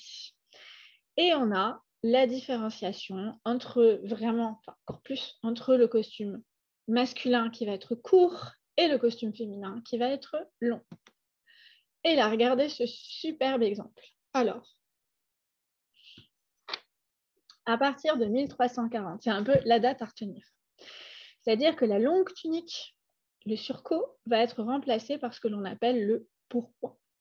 Donc, le pourpoint, ici, vous avez l'exemple du coup de Charles de Blois. Et là, vous voyez le chambellan du roi Charles V, Jean de Vaudetar, qui est vêtu d'un pourpoint. Et vous voyez que ça arrive au niveau des hanches. Et donc, sur le dessous, ils ont des chausses. Ces chausses remontent, d'accord, au fur et à mesure. C'est comme deux bas qui sont très, très moulants. Et donc, du coup, ils sont jointes par une couture au centre des reins. Et puis, au fur et à mesure, le pourpoint, il y a certaines parties, on n'arrive plus à les cacher. Hein. Donc, du coup, il va y avoir une pièce de tissu entre les deux jambes. Et ça va donner lieu à ce que l'on appelle la braie ou la braguette. Au niveau des chaussures, vous avez les poulaines. Alors, vous ne voyez pas super bien ici. À part qu'on commence à en porter depuis le XIVe siècle. Et plus ça va aller, plus elles vont être grandes. À tel point que vous avez l'extrémité qui se recourbe. Et donc, on rattache l'extrémité à une chaînette en métal qui est attachée au-dessus des genoux. Bon, c'est très mal vu, comme tous les excès dans la mode. Charles V va les interdire parce que ça déforme le corps. Alors, il y a l'Église aussi qui est là. On parlera des coiffures féminines et derrière, on critique énormément tout ça. Par contre, le pourpoint. Au début, on pense que c'est une mode de la jeunesse guerrière, c'est-à-dire que ça ressemble un petit peu à une cuirasse et qui serait là pour protéger. Puis ça va se généraliser au final. Par contre, on ne le trouve pas dans le costume royal avant l'époque de Charles VII. Ça, c'est par contre quelque chose... voilà. Ici, le pourpoint que vous avez de Charles de Blois, c'est un des rares tissus profanes qui est conservé. Donc, vous avez vu, il est fait de 32 pièces de tissu quand même. C'est quand même assez énorme. Et on appelle ça un pourpoint. Je ne sais pas si je vous l'ai marqué. Si, un pourpoint à grande assiette. En fait, vous n'avez pas la couture ici que nous, on a au niveau des épaules. D'accord. Donc, mais du coup, vous l'avez vraiment ici au niveau de l'encolure. Au niveau aussi de chaque côté. Et donc, en fait, c'est des pourpoints qui sont tellement ajustés que vous avez un boutonnage qui est très serré ou un agrafage. Ça ressemble un peu à un corset. Hein. Quand vous avez ça, vous ne respirez pas beaucoup non plus. Hein. Et donc, du coup, ça, c'est vraiment une nouveauté qui va énormément plaire. Puis, vous allez voir que ce pourpoint, ce haut du vêtement, ça va jouer entre les moments où ils vont être très serrés et puis d'autres moments où ils vont être beaucoup plus larges. Alors, ça va être beaucoup critiqué, ce vêtement, parce qu'on dit que ça donne une manière efféminée aux hommes, le fait qu'ils aient ces chausses moulantes, ce pourpoint moulant, etc. Un peu comme aujourd'hui, quand vous avez certains hommes qui sont avec des slims moulants, etc., où ça ne va pas plaire à certains. Voilà. Pour Charles V, qui est représenté ici, vous avez vu qu'on est toujours sur le même costume. Pour les femmes, donc là, au niveau du XIVe siècle, je vous ai mis sur la gauche, une sculpture de Jeanne de Bourbon, donc la femme de Charles V. C'est une sculpture qui est très belle, qui provient du Palais du Louvre. Donc, quand Charles V transforme la forteresse de Philippe Auguste en un sublime château, Charles V, il va avoir besoin aussi d'avoir ce goût du luxe parce qu'il a besoin de montrer, on est en pleine guerre de 100 ans, qu'il est bien le roi de France et que ça n'est pas le roi d'Angleterre, etc. Mais en tout cas, cette sculpture, elle est très utile parce qu'elle nous montre plusieurs choses. Donc, vous avez vu que vous avez la tunique du dessous et là, vous avez vu le surcot ici, le surcot que je vous ai montré, clac, ici, qui était long, avec les ouvertures comme ça sur les manches. Là, vous avez vu que l'ouverture, elle est encore plus flagrante et ça laisse voir comme ça le vêtement du dessous. Donc, vous avez la ceinture qui est avec plein de motifs, d'accord. Et enfin, au niveau des coiffures, c'est ce que je vous ai expliqué, c'est-à-dire qu'elles peuvent avoir ici des espèces de chignons avec des tresses. Ça peut être aussi ce que l'on appelle un escoffion à cornes avec voilette. En gros, c'est la coiffure, c'est des coiffures à cornes, comme la coiffure de Maléfique. Et c'est des coiffures qui sont extrêmement critiquées. Parce que, alors par exemple, il y a Juvénal des Ursins qui dit que dedans on met les cheveux des mortes. Il y a l'évêque de Paris qui dit qu'il faut frapper ses cornes. Enfin bref, c'est de la démesure aussi de mode qui plaît absolument pas aussi. En tout cas, vous voyez qu'ici, on commence à avoir une silhouette qui est beaucoup plus, du coup, moins blousante. On commence à avoir la taille qui commence à être mise en valeur avec cette histoire de surcot qui est ouvert. Ensuite, alors, on va toujours avoir cette espèce de surcot qui va être qui est assez moulant. Et au fur et à mesure, encore une fois, on va passer du moulant à quelque chose d'un peu plus large. On va avoir ce que l'on appelle la houppelande. Alors, la houppelande, c'est ce que vous avez ici. Je vous montre là, vous le voyez un peu mieux. Vous avez vu, c'est quelque chose qui vient d'Allemagne. Et donc, du coup, c'est cette espèce de manteau. Ici, il est tailladé, il est ouvert, comme ça. Et ça, je vous ai mis ça parce qu'il est au Louvre et qu'il est vraiment très beau. Et en fait, vous voyez deux personnages qui sont vêtus à la mode du XVe siècle. Donc, en fait, quand vous regardez, vous avez, au niveau de la femme, vous avez vu qu'ici, le surcot, c'est devenu autre chose. C'est-à-dire qu'on a une robe large avec une ceinture qui est à taille haute. Tous les deux sont revêtus de manteaux avec de la fourrure d'hermine. Au niveau de la coiffure, vous avez vu le grand front, comme pour la Joconde, comme pour la Dame à la licorne. C'est une mode qui va durer pendant un certain moment. Les femmes s'épilent d'ailleurs même une partie des sourcils et une partie du front parce que c'est un symbole d'intelligence d'avoir un front qui est très très large. Donc voilà, aujourd'hui on est en train de passer à une autre mode. C'est la mode d'avoir un tout petit front, mais voilà. Vous avez une coiffe ici qui est ornée de troches, c'est-à-dire de petites perles, etc. Les cheveux bouclés. Et ici, pour l'homme, alors le summum de la mode, et ça va vous paraître très bizarre, vous avez que le pourpoint ici est beaucoup moins moulant, mais vous avez la mode d'avoir des chausses de chaque couleur, d'une couleur différente de chaque côté. On dit qu'elles sont parties. Vous avez vu, vous avez une couleur comme ça, une espèce de couleur jaune et une espèce, et ici le pied qui est rouge. Donc c'est assez bizarre quand même pour nous, d'accord, de voir ça. Et alors l'offrande de cœur, c'est quelque chose de très romantique. C'est l'homme qui offre son cœur à la femme. Donc, on est vraiment dans l'idéal, on va dire l'idéal du Moyen-Âge. C'est l'atmosphère raffinée que vous pouvez retrouver à l'époque de Charles VI, etc. Est-ce que c'est... Enfin, dites-moi si c'est pas clair du tout. Ça me vexera pas de répéter certaines choses. Voilà. Là, je vous montre ce portrait aussi pour une chose. Alors, on est un tout petit peu après. Charles VII, donc on est en 15e siècle.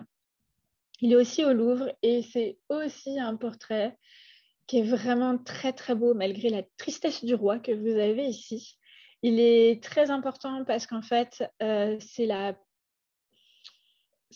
vraiment le premier portrait indépendant, comme ça, de roi que l'on ait. Et vous avez vu, quand vous le regardez, vous pensez forcément un petit peu à la Joconde, d'accord ? En fait, ici, si je vous le montre, c'est que vous avez cette espèce de chapeau qui est représenté, donc bleu, avec des fins galons dorés. Et là, en fait, vous voyez, c'est pas un pourpoint, c'est une robe qu'il porte, mais une robe avec 6 plis. Vous avez ici 1, 2, 3 et 4, 5, 6. Vous avez vu un peu ces épaules qui sont énormes. C'est ce que l'on appelle des mawâtres. C'est-à-dire que vous avez un rembourrage sur les épaules, un peu comme dans les années 80.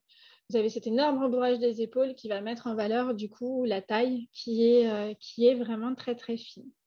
Donc là, vous avez un vêtement très simple. Vous avez vu que vous avez le col et les manches qui sont bordées de fourrure, mais en même temps quelque chose de très luxueux. On sent bien que c'est du velours, que c'est du velours qui est en plus rouge, donc quelque chose de très précieux, mais extrêmement sobre comme ça. Au niveau du milieu du XVe siècle, là, on va commencer à avoir un petit changement. Regardez pour le costume féminin. Le costume va gainer le haut du corps. D'accord. On avait vu qu'on avait la ceinture qui arrivait au-dessous de la poitrine. D'accord. Ensuite, au niveau des tissus, vous avez des tissus qui sont extrêmement luxueux pour les personnages les plus riches, avec des motifs. D'accord. Les manches qui sont en fourrure, les bordures du bas aussi qui sont en fourrure. Et on a ici une bande de tissu pour cacher la poitrine, puisque auparavant on avait une encolure ronde. Puis comme je vous ai expliqué, au fur et à mesure, elle va tendre à avoir une encolure en V. Mais bon, on ne va pas faire sortir la poitrine non plus. Donc, vous avez ici une bande de tissu qui s'appelle le tassel. Et ce tassel est généralement de couleur noire. On peut, dans certains cas, trouver des bandes de couleur des bandes de tassel plus claires, mais généralement, c'est quand même du noir. Vous avez le chapeau de conte de fées, ce que l'on appelle le hénin. Ici, vous voyez que c'est un hénin qui est très simple. Et ici, c'est une coiffe en aile de papillon. Donc, en fait, il y a plein de hénins différents. Les deux que je vous ai mis ici sont vraiment parmi les plus célèbres. Ça peut être très haut, 80 cm. Imaginez un petit peu, c'est quand même assez énorme. Et en fait, ici, alors c'est ce qu'on appelle le roman de la Violette. C'est très mignon parce que c'est comme une petite BD que vous voyez ici. Donc, c'est les mêmes personnages en trois temps. D'accord. Bon, après, je ne vais pas rentrer dans l'histoire, mais vous voyez bien qu'ici, elle a son hénin et là, il y a une espèce de petite boucle noire. Regardez la petite boucle noire que vous avez ici. C'est une boucle qu'on retrouve sur certains portraits. Alors, celui-là, il est tellement beau, la Joconde du Nord, que je trouve plus beau finalement que la Joconde. C'est un petit tableau qui fait une trentaine de centimètres par Petrus Christus qui est conservé à Berlin. Et alors, je pense qu'ici, vous voyez bien ici la boucle de velours noir. On voit un tout petit peu les cheveux dépassés. Et en fait, ça, c'est fait pour mettre en valeur la blancheur du teint. Bon, on est toujours dans cette idée de blancheur jusqu'au 21e siècle, de toute façon. Et donc, du coup, vous voyez un peu ici le costume qui est luxueux, mais en même temps une certaine sobriété. C'est vraiment un équilibre parfait. Vous voyez la bande de tassel ici noire, le tissu ici bleu qui est sans doute un tissu brodé, etc. Le collier à 3 rangs. Ici, elle a un cône tronqué. Donc, c'est le hénin qui, au fur et à mesure, change, se transforme. Vous avez la guimpe noire qui met aussi en valeur son teint blanc. Et même, vous avez vu, très peu de sourcils. Et les yeux sont même en amande. C'est-à-dire que dans le Nord, vous allez avoir certaines petites influences asiatiques qui font qu'on a une tendance à montrer des yeux. Alors, ils ne sont pas bridés, on est d'accord. Mais avec des yeux qui sont quand même extrêmement Bien ton séjour à Lille.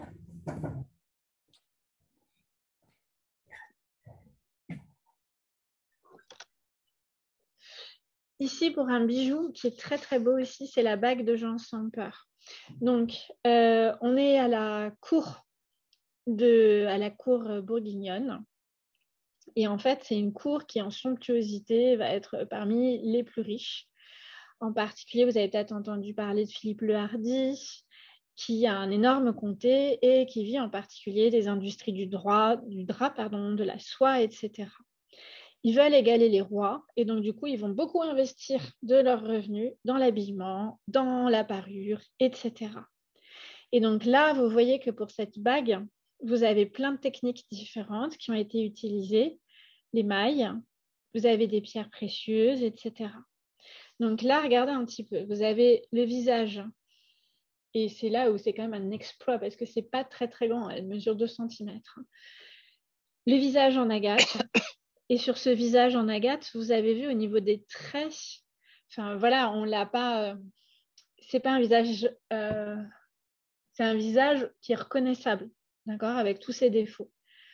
Le chaperon noir ici qui est fait en rubis. Vous avez ici le col en agate. Et puis ici, vous avez de l'émeraude.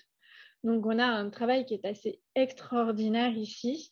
Et ce genre de bague, est très, très à la mode à la cour du duc de Bourgogne. Bon, ici aussi, je vous l'ai mis parce que c'est une technique qui est très belle. C'est une paire de valves de miroir. Alors, je sais, au niveau de la parure, il y a tellement de choses à vous montrer, mais j'ai pris les techniques qui étaient les plus incroyables. C'est ce que l'on appelle de l'émail translucide sur or de basse taille. C'est-à-dire que vous avez une plaque de métal et on va la recouvrir d'émaux translucides. Vous avez des tons vifs et vous avez vu le côté extrêmement précieux et le côté luxueux des personnages. Donc ça, c'est vraiment... Voilà. Alors, à partir du moment où on arrive au 16e, donc là, on a fini à peu près le Moyen-Âge, on va arriver du coup à la Renaissance. Donc, avec la découverte des Amériques, on va avoir le commerce des Portugais et au fur et à mesure, vous allez avoir deux villes, Séville et Lisbonne, mais vraiment au fur et à mesure, qui vont détrôner Venise. On a un afflux de matériaux des Amériques, donc une certaine richesse. Plus en plus d'industriels. L'Italie va essayer de réagir avec sans doute l'invention de la dentelle. On ne sait pas exactement quand. On va commencer à fabriquer aussi beaucoup de laine en France, en Angleterre et Pays-Bas. Il y a des crises avec les guerres de religion, mais vous allez voir que du coup, au niveau du costume, on passe du luxe, quelque chose de plus sévère, puis de nouveau du luxe. C'est un petit peu comme ce qu'on a vu pour le Moyen-Âge aussi. Alors, sur celle-ci, elle est très belle, celle-ci. Elle est aussi conservée au Louvre. Alors, c'est vrai que je vous montre pas mal de choses au Louvre. Par contre, il y a beaucoup de choses qui sont dans les objets d'art. Et les objets d'art, les salles, c'est ce que vous disait Anne-Laure. C'est pour ça qu'on n'a pas reconduit le cycle dans In situ. C'est que comme c'est des salles qui ne sont pas forcément parmi les salles que les gens préfèrent, à mon grand désespoir. Mais du coup, souvent, c'est les premières salles qui ferment quand il n'y a pas assez d'agents de surveillance ou autre. Mais si un jour, vous avez l'occasion de vous balader côté, du coup, plus ce qu'on appelle l'aile Richelieu, avec dans les objets d'art, vous ne serez pas déçus parce que rien que voir Joyeuse, l'épée du sacre, c'est quand même exceptionnel. Donc ici, c'est une tapisserie qui est assez grande, qui fait plus de 2 mètres sur 2, qui est en lanessoir. Donc, on ne sait pas trop où elle a été créée. Et en fait, cette tapisserie, c'est les tapisseries aux 1000 fleurs, comme la tapisserie de la Dame à la licorne, d'accord, que vous connaissez peut-être un peu plus.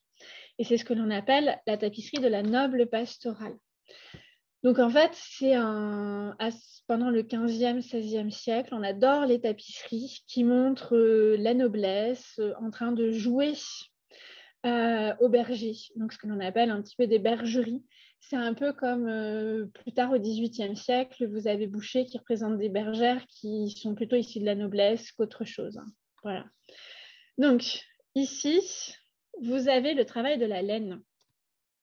Donc ce travail de la laine, je vous l'ai décomposé ici sur la droite, là. C'est le premier travail. C'est-à-dire que vous avez une paysanne qui tond avec une force que vous voyez là, le mouton. Alors, à sa ceinture, elle a un peigne, d'accord, que vous voyez juste là. Donc, ensuite, au milieu, vous avez un homme vêtu d'un pourpoint. Vous avez vu le pourpoint, comme il a commencé à se rallonger. Vous avez les choses qui sont toujours moulantes. Voilà.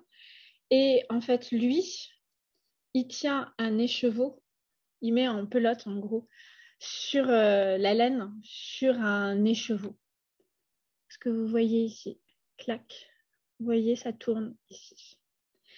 Et en fait, il porte une houlette, là. C'est le bâton qui est en bois, que elle aussi porte ici, et qui est associé au berger. Ici, vous avez donc cette jeune femme, cette fois plus issue de l'aristocratie, qui a ce que l'on appelle une passette à ruban, c'est-à-dire ici un petit métier à tisser, et c'est fait pour faire des galons, pas pour faire un grand tissu.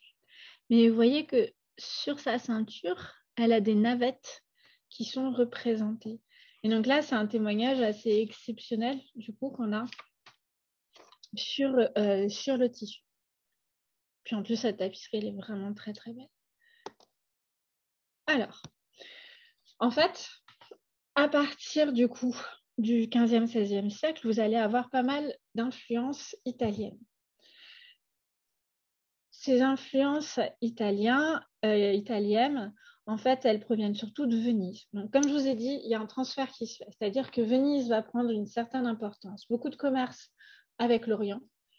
Puis, à partir de la fin du 16e, 17e, ça va partir du côté du Portugal et de l'Espagne. Au niveau des modes, ce sont elles qui vont inspirer en France. Donc, pour les hommes, on va revenir. Après, je vais vous montrer des exemples français. Là, je vous ai montré, je vous mets un tableau de Carpaccio qui est l'histoire de Sainte-Ursule, parce qu'ici, vous voyez plein d'hommes habillés de manière différente, mais tous avec des couleurs somptueuses. Ça vous montre un peu la somptuosité de Venise. Puis pensez aux noces de Cana de Véronèse, tout simplement. Hop, pardon. Voilà. Oh. Qu'est-ce qu'il me fait? Voilà. Et en fait, du coup, pour les femmes, regardez un petit peu le costume que vous avez. Vous avez vu, vous avez la tunique, vous avez des ornements, et en fait, on fait blouser comme ça la tunique. Ensuite, vous allez avoir des perles qui vont orner, alors aussi bien les cheveux, aussi bien le costume, aussi bien, vous avez vu au niveau des manches, enfin, vraiment, on va en mettre partout. Et là, vous voyez aussi quelque chose qu'on va retrouver, c'est la chamarre. C'est-à-dire que c'est un manteau, vous avez vu, il est tailladé, ce qui permet de voir la tunique du dessous. Alors là, chez les Italiens, ça va plus être du coup avec des manches qui sont qui sont en entonnoir. Chez les Français, ça va plus surserrer, mais bon, ça aussi, c'est des questions de mode. Et alors sur ce tableau, c'est assez incroyable parce qu'en fait, vous voyez ici tous les tissus comme ça qui peuvent provenir d'Orient. Puis vous voyez un petit peu au niveau des femmes qu'elles sont habillées de manière complètement différente, un peu comme les hommes, hein, comme regardez ce que vous avez ici. D'accord? Vous pouvez avoir une robe, vous pouvez avoir un juste corps, vous pouvez avoir ce que l'on appelle la casaque, enfin, plein de choses différentes. Du coup, ça c'est ce qu'on va retrouver en Italie. Et nous, on va partir du coup en France. Et regardez, en France, vous allez avoir deux courants, mode italienne ou alors une espèce de résistance avec une tradition française qui va être favorisée par Anne de Bretagne, donc la femme de Louis XII. Là, regardez la robe qu'elle a. C'est ce qu'on appelle une robe à la française. Alors là, ça vous fait sans doute plus penser à ce que l'on peut retrouver aussi pendant la Renaissance anglaise. Vous avez des grandes manches bordées de fourrure. Et en fait, cette grande robe, elle est ouverte et elle permet de voir le luxe de la tunique du dessous. D'accord. Sur les cheveux, elle a un chaperon de satin noir et vous avez un béguin blanc, là, la partie qui est juste ici. Donc, il y a quelque chose, alors, on ne peut pas dire que ce soit sobre, d'accord, parce que vous avez quand même la fourrure, vous avez le côté jaune et tout, mais on est dans quelque chose qui est peut-être plus strict et moins exubérant que ce que vous avez ici. D'accord, vous avez vu que là, elle a les cheveux lâchés, etc. Bon, dans d'autres principes. Au niveau des hommes, regardez un petit peu ce que vous avez avec le portrait de François Ier. Celui-là aussi, il est au Louvre. Il est vraiment extraordinaire parce qu'en fait, il vous permet de comprendre plein de choses. Alors, je vous ai mis tout ça, mais c'est un petit peu pour avoir le vocabulaire. Mais sachez en plus que, comme je vous ai dit, ce vocabulaire, il peut un petit peu changer. Donc, vous avez vu ici, il est vêtu d'une tunique qui est blanche. Et plus ça va, et plus il faut montrer cette tunique blanche. Donc, comment est-ce qu'on va faire? Ben, vous allez avoir ce que l'on appelle des crevés ou des taillades. Le pourpoint, ici, que vous avez sur le dessous, il est ici noué avec des aiguillettes. Donc, les aiguillettes, c'est un peu comme des lacets. Ça se termine avec des petits éléments métalliques. Et du coup, on troue. Donc, c'est vraiment crevé. Et ça permet de faire sortir la blancheur de la tunique du dessous. Une encolure ronde.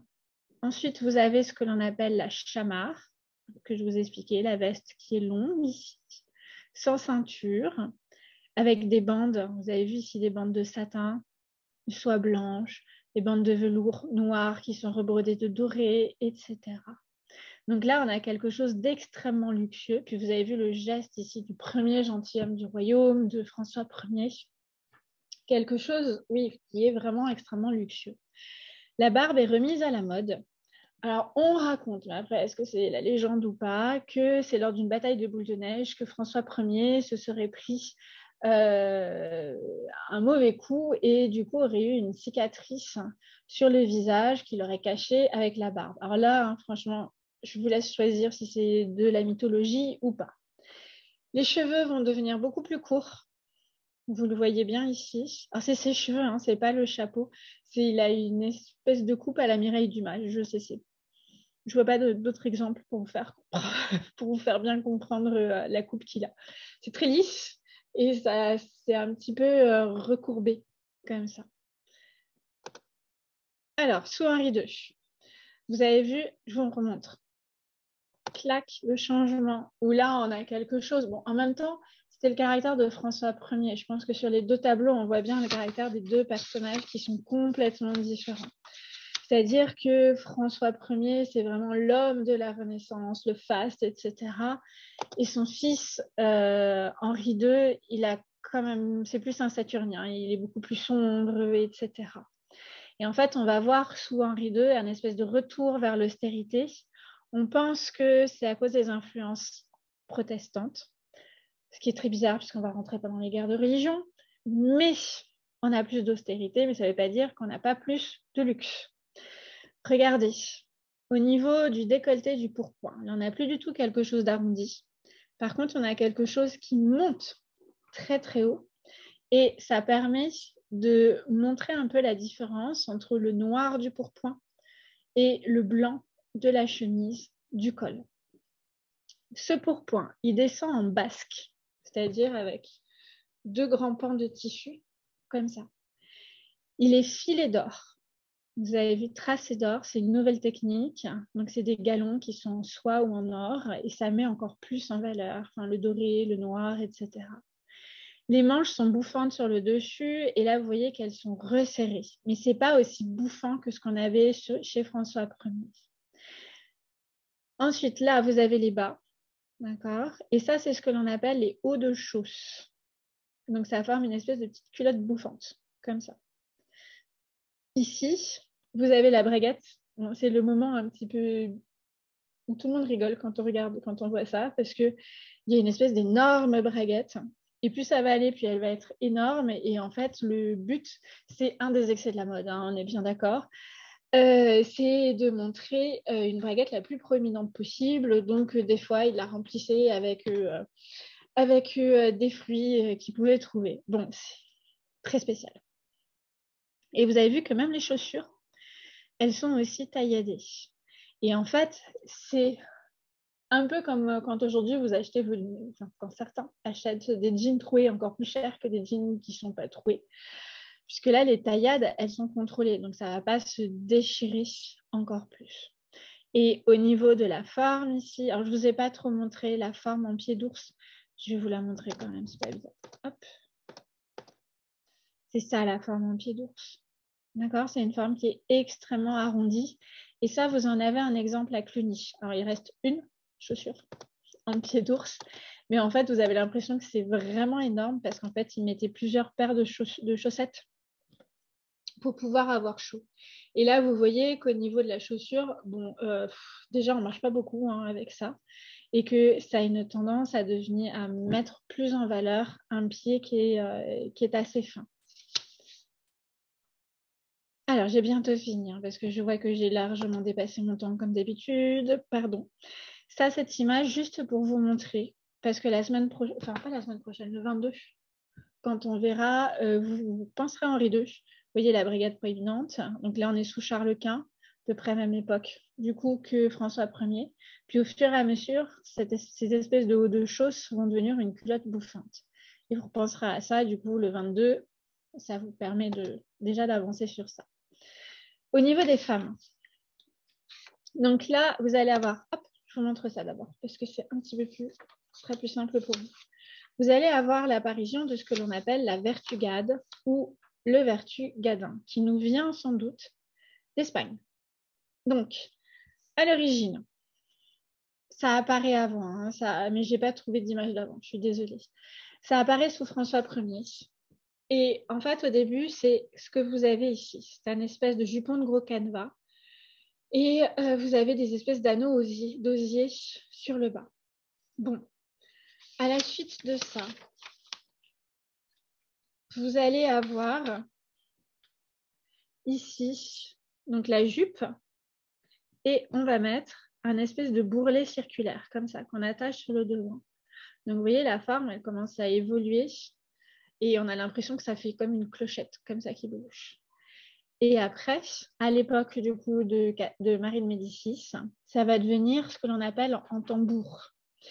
Donc là, vous avez vu que ça ressemble un peu à ce qu'on va retrouver avec les paniers, comme je vous l'ai marqué. En gros, le vertugadin, au fur et à mesure, pendant 3 siècles, ça va être des variations du vertugadin. Quand on a ici le bourrelet circulaire, ici, vous avez Montaigne qui, du coup, a dit une phrase un peu piquante en disant « Venez, belle fille, aux fesses maigres, le vertugadin les fera rondes et allègres ». Donc, c'est quand même critiqué aussi. Et par exemple, à la fin du XVIe siècle, donc toujours à cette époque-là, les mauvaises langues racontent que du coup, la reine Margot y garde le cœur de ses amants. Donc, c'est des excès de mode qui sont forcément critiqués, etc.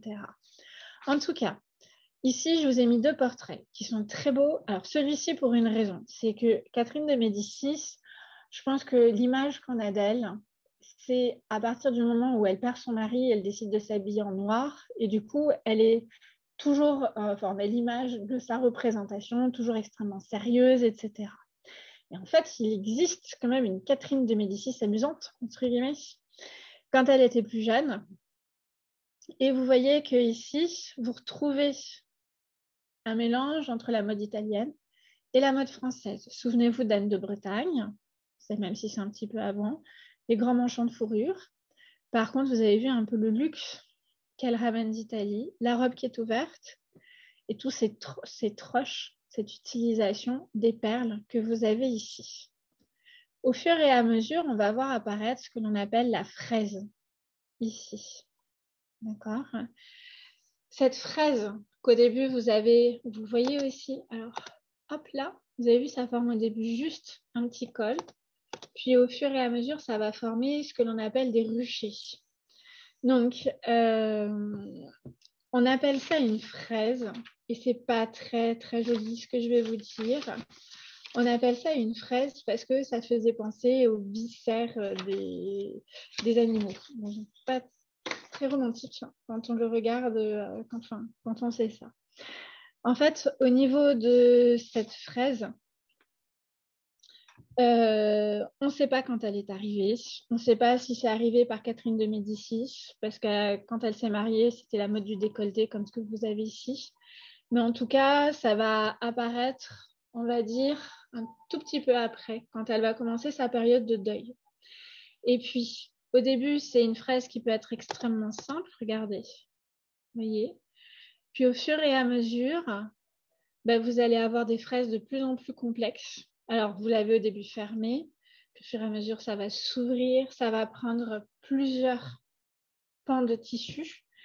Et c'est de la mousseline qui est empesée avec de l'eau de riz, tout simplement. Et les empesages très célèbres sont aux Pays-Bas et en Angleterre. Et en fait, chaque pays va avoir une fraise différente. Nous, ça va être une espèce de mousseline en dentelle, en Angleterre, ça va être de la dentelle. Chaque pays va faire quelque chose d'un petit peu différent au niveau du costume. Malheureusement, je n'ai vraiment pas le temps de vous montrer tout ça, mais regardez un peu les portraits de la reine Elisabeth, la première. Et vous verrez un petit peu de quoi je parle. Surtout au niveau du costume, vous verrez aussi le luxe, autant que sur le portrait de Catherine de Médicis que je vous ai montré, que je viens de vous montrer. Et donc, du coup, regardez un petit peu sur ce portrait qui est très beau d'Élisabeth d'Autriche. Ici, vous avez ce que l'on appelle un carcan. C'est-à-dire que pour maintenir la fraise, vous avez cette espèce de collier qui permet de le maintenir. Et du coup, la fraise, ça permet de mettre en valeur la tête et de mettre en valeur la blancheur du teint. Pour la coiffure, vous avez vu que là, on commence aussi à changer. On a plus une raie au milieu. Donc là, vous avez les cheveux de devant qui sont enroulés les uns sur les autres. Et puis derrière, encore énormément de luxe. Là, on est un peu à... Il y a encore Henri III, mais on est vraiment dans le summum du luxe et on a l'impression qu'après, forcément, il va falloir revenir vers un peu plus de simplicité. Et regardez un dernier, et je termine avec ça, et je vous laisserai avec les questions. Donc, c'est ce tableau du bal des noces du duc de Joyeuse. Donc, c'est le favori d'Henri III. Alors, Henri III, vous avez peut-être appris les mêmes choses que moi en classe, où il était avec ses mignons, un petit peu tous les clichés. En fait, il faudrait un petit peu balayer tout ça. Parce que Henri III, c'était un roi qui était extrêmement propre, qui a fait par exemple des ordonnances pour que les palais soient nettoyés chaque matin, ce qui devait vraiment être la catastrophe. Et le fait qu'il y ait cette propreté à une époque où on ne l'avait pas, ben, on a mis ça, du coup on l'a critiqué en disant que c'était un caractère efféminé, etc. Bon, c'est pas très joli hein, de faire le raccourci propre efféminé, mais bon, voilà. En tout cas, vous voyez un petit peu la grandeur de la fraise. Et là, ce que j'aimerais vous montrer, c'est le pourpoint masculin. C'est-à-dire que sur le devant du pourpoint masculin, il y a un espèce de goût pour la curiosité. C'est-à-dire que vous avez un plastron saillant. C'est-à-dire qu'en gros, ici sur le ventre, vous avez un gros ventre. Et c'est la mode d'avoir un gros ventre pour les hommes. Aussi curieux que ça puisse paraître. En fait, il vous suffira de regarder un petit peu des armures et en fait, vous comprendrez. C'est exactement la même chose que l'on va avoir donc du coup dans le costume civil. Un peu comme tout à l'heure, je vous ai expliqué que le pourpoint venait sans doute d'un costume guerrier. Ben là, il y a aussi une mode qui passe du guerrier au costume civil. Pour la femme, vous avez vu ici que du coup, on a une tendance à mettre encore plus la taille en valeur et puis l'utilisation du vertugadin, etc. Alors, je termine ma séance comme d'habitude en retard parce que j'ai du mal à faire court. La semaine prochaine, on reprendra avec Henri IV. Je me suis dit, si je l'intégrais aujourd'hui, j'arriverais pas. Déjà, vous avez vu, je n'arrive pas à faire moins d'1 heure et demie, mais ça aurait été encore plus long. Ce que je peux juste vous dire, parce que j'arrête pas de vous dire d'aller au Louvre, mais toujours à l'aile Richelieu, ce portrait qui est vraiment très très beau. Et alors en ce moment, il n'est pas exposé celui-ci, il ne me semble pas. Mais il y a tout ce qui est peinture française, où là aussi, il n'y a pas beaucoup de monde. Peinture française du 15e, 16e siècle, où vous allez retrouver le portrait de Charles VII, vous allez retrouver le portrait de François Ier, ce bal des noces du duc de Joyeuse, et un espèce de petit cabinet qui est une merveille, avec plein de petits portraits, dont celui d'Élisabeth d'Autriche, mais aussi celui d'Henri III, celui de Charles IX, etc.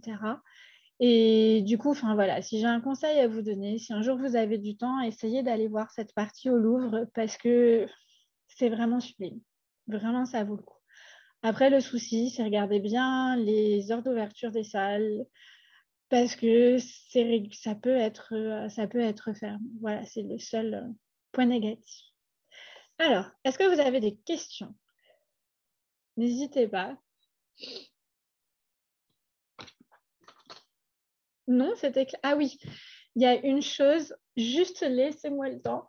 Je ne vais pas le faire tout de suite pour des raisons personnelles, mais la semaine dernière, il y en a qui m'avaient demandé mon PowerPoint. Alors, je ne vais pas vous donner mon PowerPoint parce que c'est énormément de travail. Par contre, je comprends qu'au niveau du vocabulaire, ce soit un peu compliqué.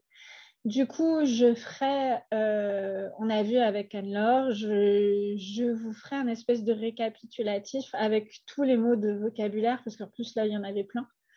Et que je vous donnerai, mais juste laissez-moi un petit peu de temps, c'est tout.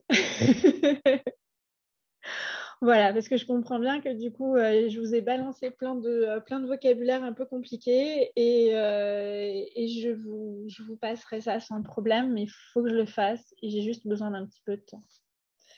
Alors, de rien. Oui, allez au Louvre. Mais allez au musée de Cluny aussi, parce que vraiment, comme je disais la dernière fois, c'est vraiment une réussite. À part pour les objets mérovingiens qui sont mis à l'envers, et ça m'énerve profondément, mais ça, c'est du détail. Oui,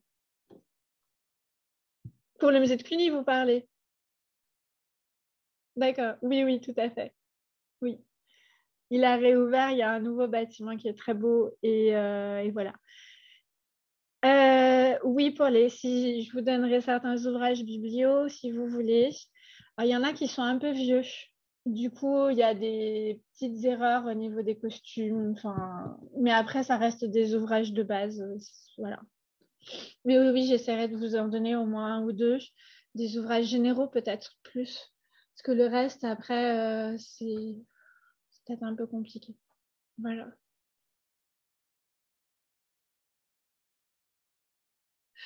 Oh, dans le cinéma, franchement, ça dépend.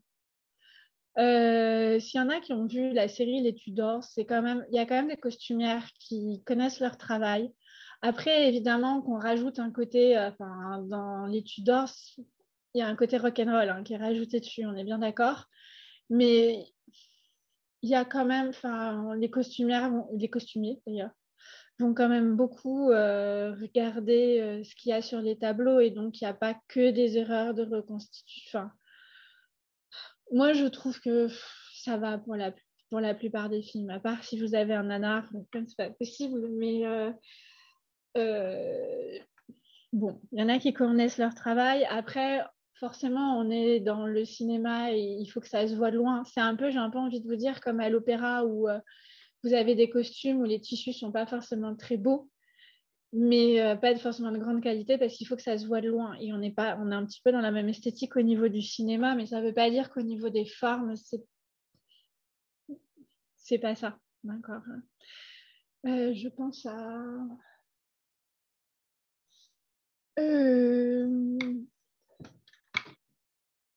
pour la princesse de Clèves, par exemple, pour ceux qui ont vu les films, etc. Les reconstitutions, elles sont quand même assez bonnes. Hein. Voilà. Alors, du coup, je vous souhaite une bonne soirée. Je pense que, du coup, c'est bon pour tout le monde. Très bien. Du coup, dans le 22, c'est ça? Je me souviens plus, il me semble. Je crois que c'est le 22. C'est le 22 juin et le dernier cours, ce sera le 4 juillet de mémoire. Oui, ou le 3, Si je ne sais ou plus, le mais 3, en quelque fait. chose comme ça. Exactement, on l'a fait aussi par rapport à toi. Oui. Oui, ce sera le 4 juillet à 19h, le dernier cours sur le 20e. Ok. Voilà. Je vous souhaite encore une bonne soirée et puis une bonne fin de semaine. Bonne soirée et merci beaucoup. De rien, À Laure. Au très revoir. vite. Au revoir. Au revoir. Au revoir. Alors, il faut que j'arrête la truc. Hop.